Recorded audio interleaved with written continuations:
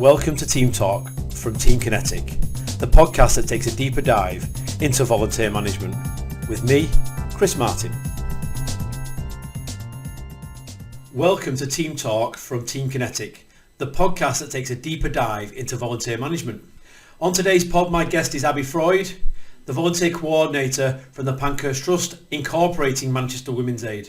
On the conversation today, me and Abi cover a whole range of subjects, from the impacts of COVID to the value of volunteers in heritage. So with no further ado, let's get straight into it and let us know what you think.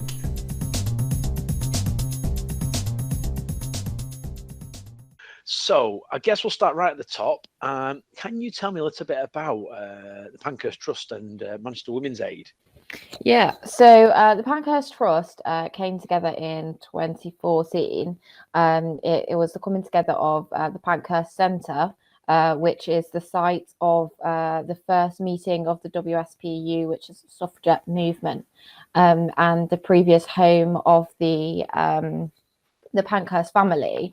And from there, the house was almost demolished, and it was saved by a group of radical feminists in the 70s and 80s, and it was reopened as the Pankhurst Centre. My grandma used to live on that street. Oh, really? Yeah, how crazy is that? Oh, she was born on that street where the house is. Yeah. Wow. Oh, what a connection. Yeah, definitely. Oh, that's she was so very cool. proud of that connection as well. Yeah, we would be, wouldn't you? That's definitely. What a sight. Yeah. Sorry, I interrupted. I'll let you. I'll let you. Oh no, that's so interesting. That's so cool. So that's kind of the Pankhurst Centre. And then Manchester Women's Aid is a domestic abuse support charity. We support primarily women who have experienced domestic abuse. We do that through learning and education, for support with GP surgeries, providing refuges, group work, counselling, pretty much you name it, we're doing it to support people who have experienced domestic abuse. And the two kind of organisations come together to make the Pankhurst Trust, that shared goal and that shared idea of women's liberation, women support. So yeah, it's a very interesting blend. But yeah, that's kind of also in a nutshell. I mean, just for so our other clients understand, you kind of have a foot in heritage with the museum and the centre, and you have a foot in, if you will, sort of women's social care, for lack of a better description. So it's a really interesting blend. How does that work in terms of your volunteers and the kind of things that they get up to? Yeah, so our volunteers get up to all sorts, to be honest. We have some volunteers who do it all, who one day they're in a museum and the next day they're cooking lunch for a group of women. So some do it all, but some are kind of primarily based on the heritage side. So they're helping with the museum, they're helping with our school visits program, getting involved in kind of planning, thinking about what we could do as a museum to improve and move forward. And then on the MWA side, we have people, as I say, kind of like helping with group work, being phone buddies, being counsellors, helping with drop-in sessions that we do. So, having conversations with people, making nice hot lunches, running dance classes, running mindfulness classes, all sorts of fun stuff like that. And then kind of really practical help as well, helping at our refuges, helping people move in and move out. So really all sorts. And some people, they sit across both sides and do both. And some people, their kind of passion's the history, or their passion is kind of the domestic abuse support. How many volunteers are you working with at the moment? Good question. Ever-changing answer. Let me double check. I think last time I submitted the data, it was about, I'm just going to double check before I say anything. Yeah, no problem. It's just very useful. You've got a system that helps you do that, isn't it? Well, yeah, what a dream. Sorry, say that again. Um, It just broke up then. 153. Which Um, is which for the type of charity you are, which it's a small museum, and then it's quite targeted sort of yeah. work in the community. That's a good number of volunteers, because I should imagine there's some of those volunteers need quite a lot of sort of additional support and help to enable them to do their work. Yeah, definitely. And we do provide training to those volunteers as well. We do actually need to make better use of the TeamKinetic training function. I've been looking into that the all day. But yeah, I mean, I know we'll probably get on to talk about TeamKinetic, but like it's actually so helpful having just all of the information in one place, just being able to search it as a database. It's I think it's really changed the game for us, really. Oh, that's really nice to hear. We will talk a little bit more about that in a second. I guess still trying to get to know you and your organization a little bit. In terms of tell me a little bit about the demographics of your volunteers. I mean, I had a little look before we came online, and there's some really interesting demographics, I think, for your organization, which, and tell me how you think maybe digital engagement helps with that a little bit, do you think? Yeah, so we have a really diverse set of volunteers. I mean, they are primarily women. I had a little check. Uh, It was 95% women, which I don't think is that surprising. But yeah, I think, I mean, that in and of itself is quite interesting. Obviously what the charity does, but that you are predominantly sort of a charity run by women for women is it's an unusual sort of yeah, setup, but it's quite nice. And do you think the digital sort of elements help that a little bit, or? yeah. I think just having an ability to kind of stay in good contact with, as I say, like we have 150 volunteers, using knowing exactly who does what, and emailing people and keeping in touch that way, having people being able to log their own hours rather than having to constantly be chasing timesheets, that sort of thing. It's great to have that kind of digital element to it. And I think quite often you'll tell someone that, oh, we use like an online system for our volunteering. You kind of see a bit of dread in their face. A lot of the people that we work with, they're not necessarily kind of super tech savvy. Yeah. And I think then I show it to them and they think, oh, actually, I think I can log my hours and use it. Okay. Obviously there are difficulties, as there are with anything, but just being able to kind of say there is an online system, but I promise it's not that terrible. You can do it. Is really helpful, really. In terms, I mean, the other thing I was thinking as well, in terms of maybe because your offer is so broad, in terms sort of the ability for volunteers to be able to engage, don't necessarily have to come on site anymore, because it's like, we're in this new post-COVID world. How do you find that works now with using something like TeamKinetic? Does that make life a little bit easier? Do you have a number of roles that you would say fall into that sort of more virtual space rather than the actual physical? We don't have that many that are kind of more virtual. I think because of the nature of our organization, Yeah. a lot of it is hands-on.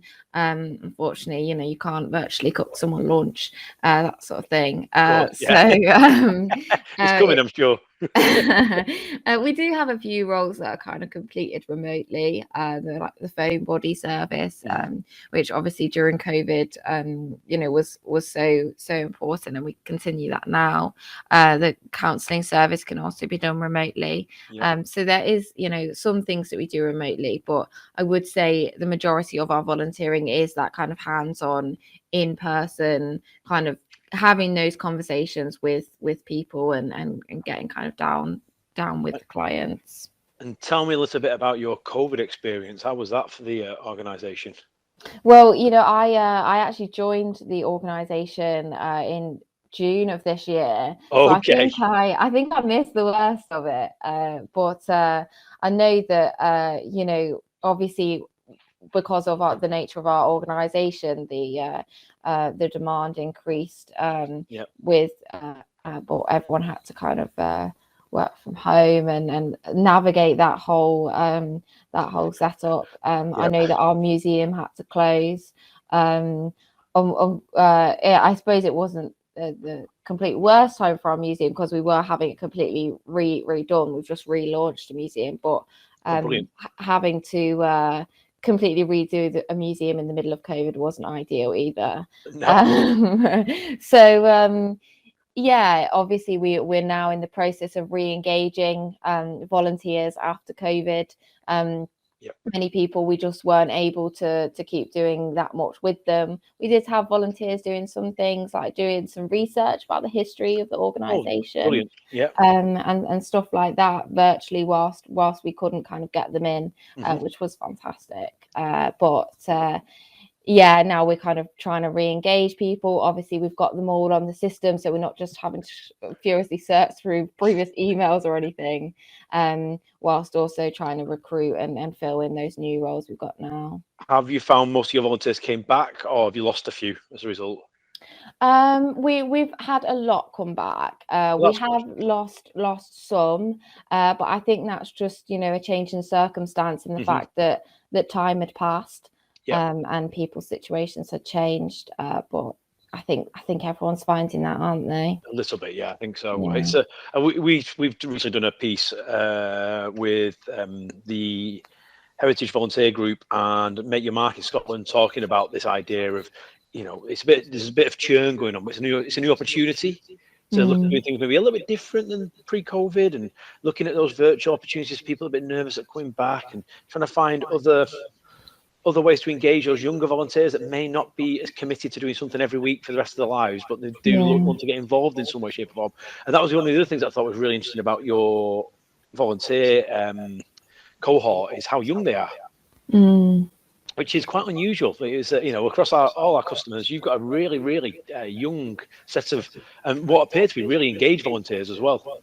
Oh, really? That's interesting. Yeah, I mean, our volunteers, they do span across kind of all ages, but yeah, we have a lot of people who are students or who are kind of slightly younger, especially in our museum. They're kind of looking to get into that sector, and it's a great way for them to kind of learn the ropes whilst also completing their studies. So yeah, I mean, that's actually quite interesting that we have kind of that slant to the younger side of it. And I think as well, digital lends itself to those guys because it's where they're used to operating. So I guess we'll talk a little bit about how TeamKinetic helped you.